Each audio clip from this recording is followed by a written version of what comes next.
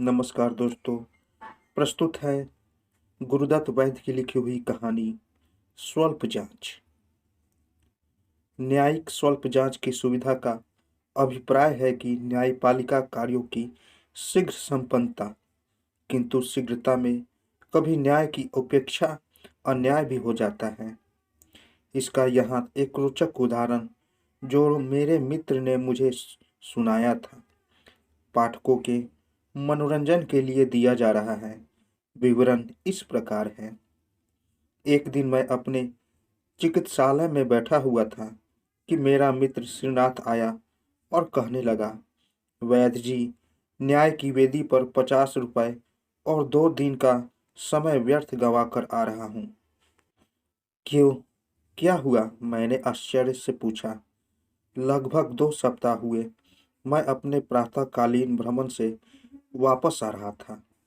जब मैंने अपने कूचे के मोड़ पर पहुंचा तो मैंने देखा कि एक ट्रैफिक कांस्टेबल मेरे एक मित्र पुरुषोत्तम को पकड़े हुए हैं।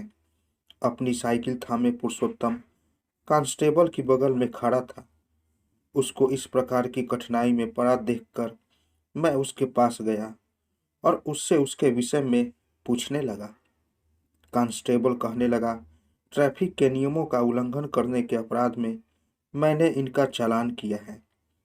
यदि यह कोई अपना जमानती प्रस्तुत नहीं कर पाएंगे तो मैं इनको कोतवाली ले जाऊंगा। मैंने इसके लिए स्वयं को प्रस्तुत किया तो पुरुषोत्तम के साथ उस कांस्टेबल ने मेरा नाम भी अपनी डायरी में लिख लिया। फिर उसने हम दोनों से हस्ताक्षर कराए और तब वह पुरुषोत्तम से कहने लगा, अगले शुक्रवार को 11 बजे तक कचहरी में उपस्थित हो जाना। इस प्रकार पुरुषोत्तम को उससे मुक्ति मिली। निश्चित तिथि को मैंने पुरुषोत्तम को कचहरी में उपस्थित होने के विषय में स्मरण कराया।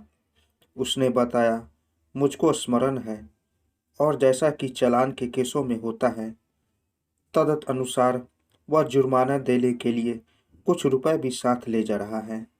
लगभग 12 बजे मैं भी उस दिन कचहरी जा पहुंचा।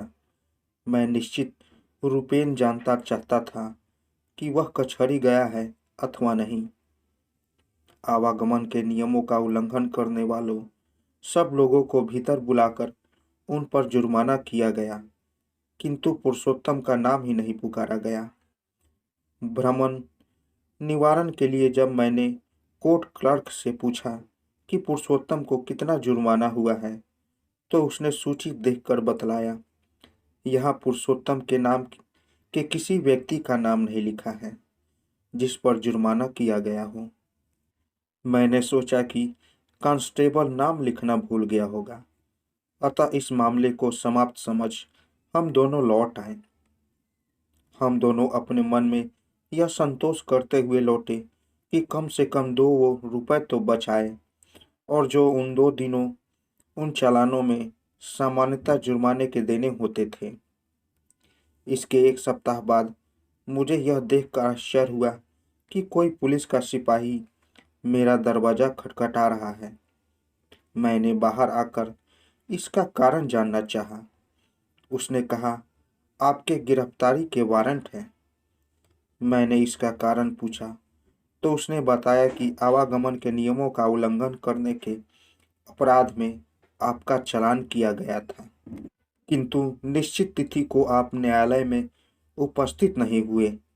यह सुनकर तो मैं आश्चर्यचकित रह गया।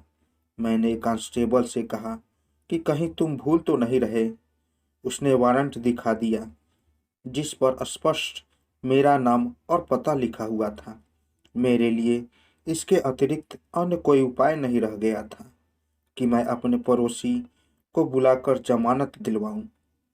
जमानत के बाद मैंने वारंट पर हस्ताक्षर किए और वारंट को अपना मान रख लिया।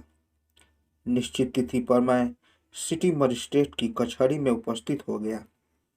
कोर्ट क्लर्क से मैंने अपने गिरफ्तारी के वारंट के विषय में जानना चाहा।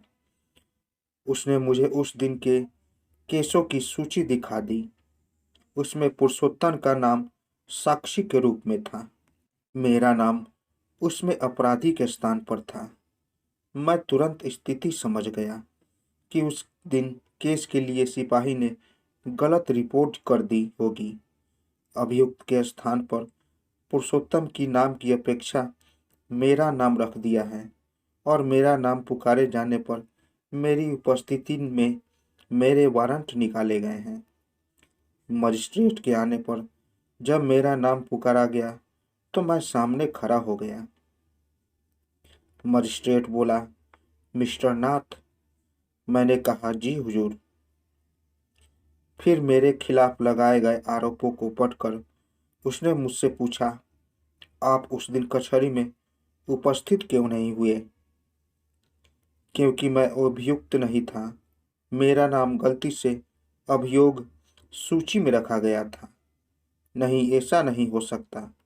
बिना किसी बात को आपका चालान करने में सिपाही का क्या उद्देश्य हो सकता है जनाब?